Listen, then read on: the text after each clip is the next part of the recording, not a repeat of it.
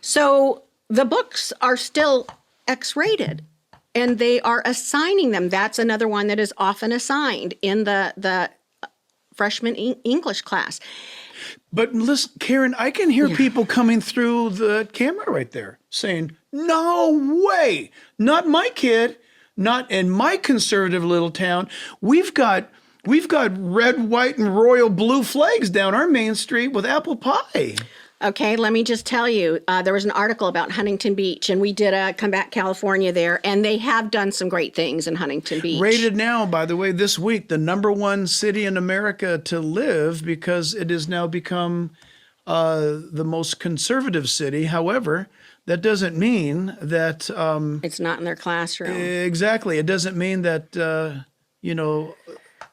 so what's... Oh, well, I'm gonna pull it up on our website. This is very clever of you because I didn't know you were going to do this. So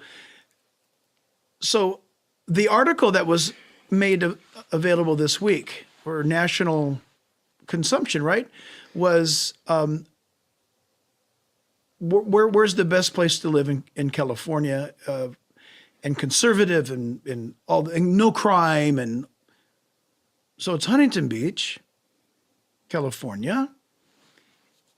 And so it's rated so highly, but because I don't know what she's going to say next.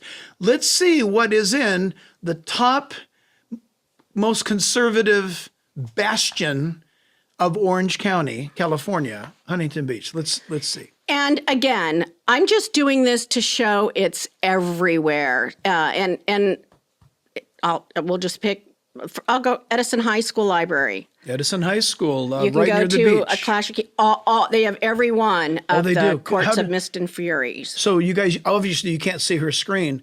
It's just actually. In fact, there's this book. There's the green one. All this junk. Yep, Is and it at keeps Edison going. High School in the bastion of a conservative stronghold, not only Huntington Beach, but the most desirable city in Orange County. And there you go. It's all, and she's everywhere. still scrolling, folks. Yeah, I would. Wow. That's one high school. This is one high school. Oh, see, Me, Earl, and the Dying There it Girl, is. right there. That's there. Looking for Alaska. Unbelievable. Yep, it's all there. So wait, so if somebody from Huntington Red, white, Beach, and royal blue. if somebody from Huntington Beach in the area, I'm going to ask you two questions. Okay. Either you live in Huntington Beach, what can you do about it? Number two, you are the mayor of Huntington Beach, or you're on the city council, and now they just heard this podcast. What can they do about it? Under PICO, again, it has to be done constitutionally because the U.S. Supreme Court has weighed in on this, and there are First Amendment issues.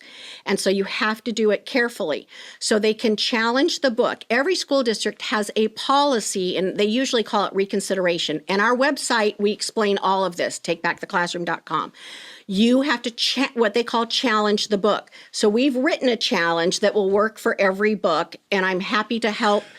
So there could be a group that gets together, Absolutely. either parents, concerned citizens, or public officials who say, we have reviewed our public school libraries in our city, and we are challenging these books. Yeah. What is I'm sorry, I don't know the term of this. Isn't there a person that is in an elected position that is over the libraries of a city? The libraries of a city are different than the libraries of a school. And I'm talking about the books in the school. They actually have addressed it in Huntington Beach at the libraries, and they're actually, I think, fighting it out in court in their county libraries. Is there like a chief of the librarians? Well, yes, but in the schools, your librarian at that high school picks these books. That's the sovereign. Yeah. That's the one. Yeah. And last night on this podcast, the ALA was trying to tell that school district that whatever she says, go. And I was like, no, I'm not an attorney, but I play one at work. And PICO is really, really clear that you can challenge them. This is so valuable. Any place can challenge them.